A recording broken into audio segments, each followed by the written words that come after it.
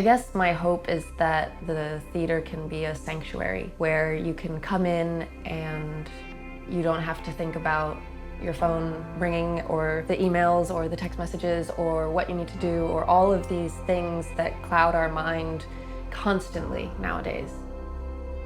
Coming to the theater can be so many different things.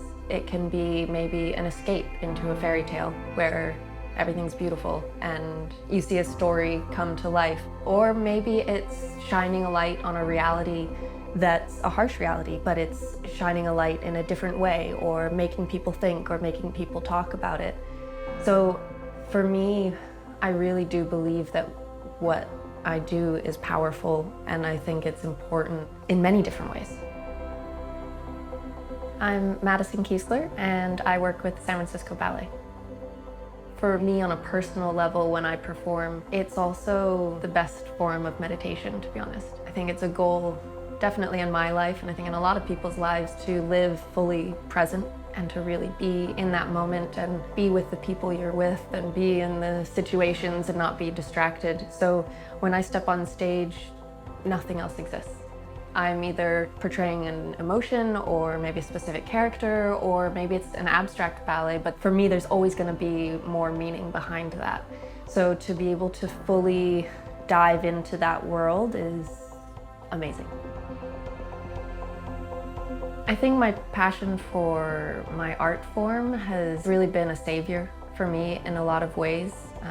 I've, as with anyone, dealt with a lot of pain in my life, and ballet has definitely saved me from those moments. And it's given me a life that I wouldn't have had otherwise. The physical aspect of ballet is interesting. My body is my tool, so I have to take care of it, and that's everything from how I eat to when I work out, and at the same time it's a balance of being an artist. So it's also having enough life experience and going through ups and downs and real relationships and all these things. So it's this combination of needing to balance that athletic physicality as well as the artistic side.